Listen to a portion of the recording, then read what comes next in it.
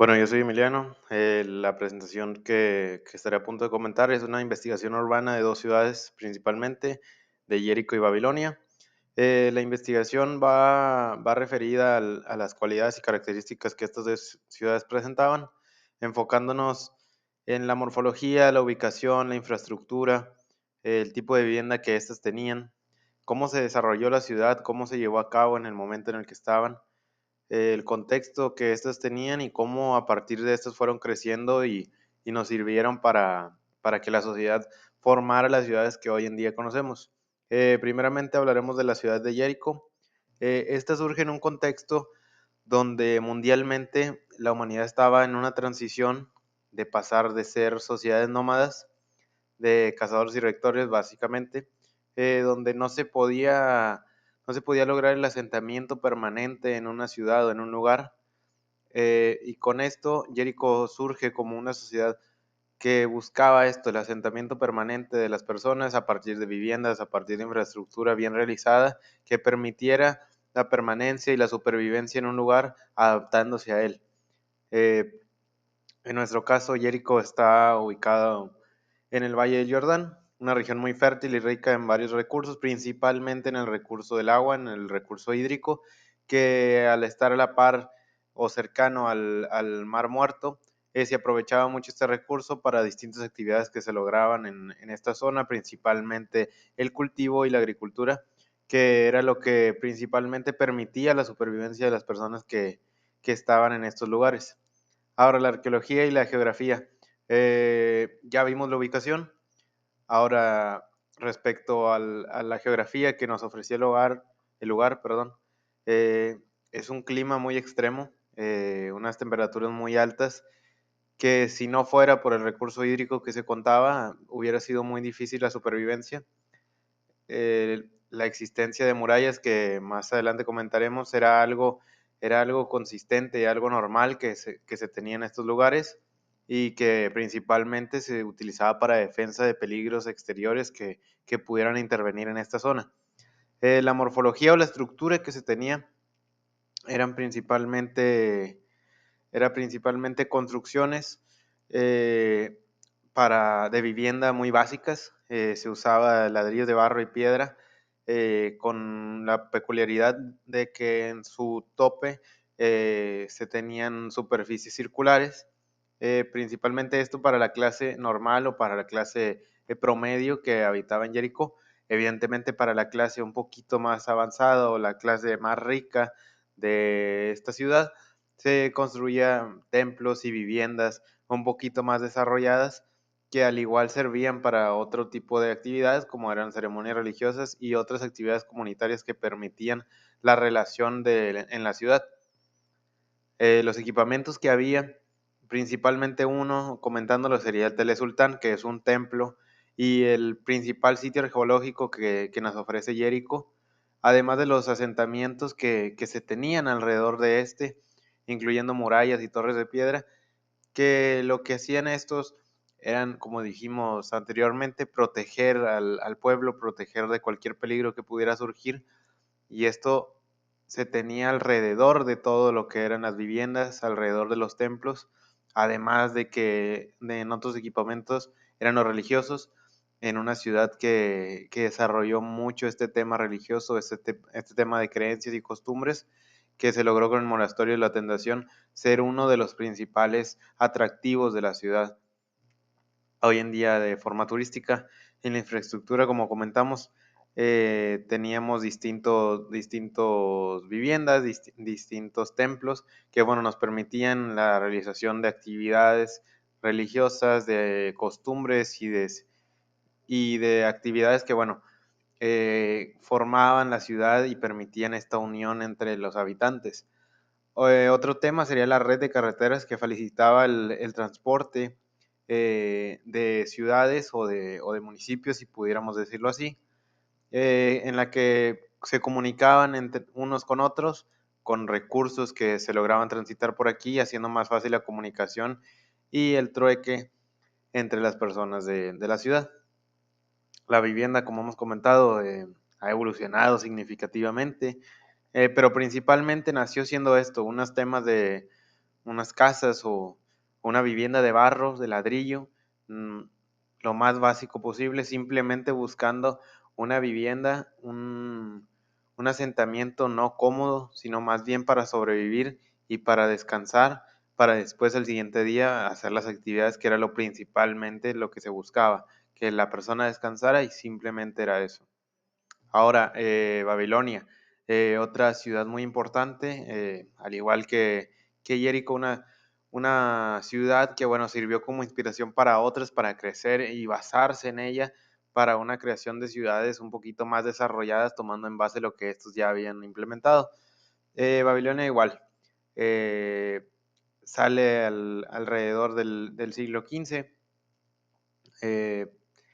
en la época del Renacimiento neobabilónico, que con grandes avances culturales y arquitectónicos se reflejaron a través de la arquitectura que estos lograban con distintos imperios que buscaban expandir su influencia territorial y además de esto sus conocimientos que fueron aplicando con el tiempo, ¿no? La ubicación, evidentemente, como ya comentamos, está en el meridional de Mesopotamia, en lo que sería el actual Irak, aproximadamente al sur de la moderna Bagdad,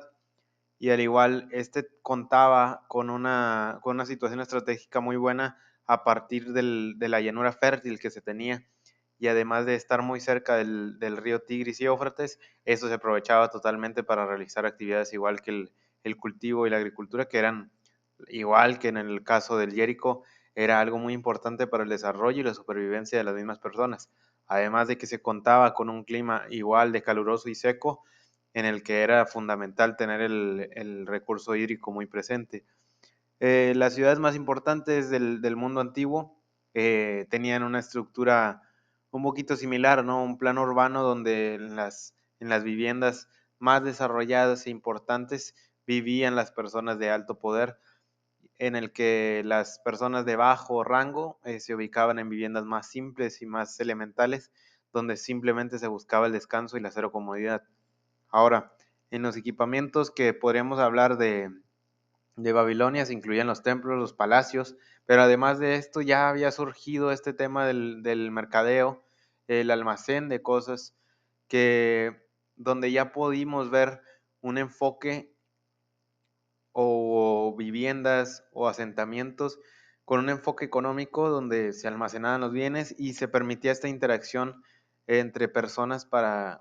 convivir, para hacer un trueque o para simplemente intercambiar servicios de cierto tipo, principalmente de materiales o de recursos que se necesitaban para vivir. Ahora, referido a la infraestructura, también es muy normal que se comente que Babilonia es uno de los principales lugares donde se desarrolló la agricultura de mayor forma, ¿no? Con un sistema de canales, acueductos y embalses que no solamente aseguraban el suministro de agua, sino que también permitían la irrigación de grandes áreas de cultivo. Desde estos tiempos ya se podía ver un avance significativo a la hora de cultivar, a la forma de hacer agricultura, porque no simplemente era algo básico de regar y cultivar, sino que ya se tenía un plan, una estrategia para lograr que esto fuera de manera más eficiente. Y evidentemente todo esto fue yendo hacia un punto donde fue una actividad principal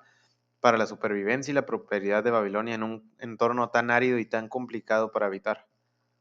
Ahora la vivienda, igual que podemos decir de Jericó, variaba según el estatus social de los habitantes.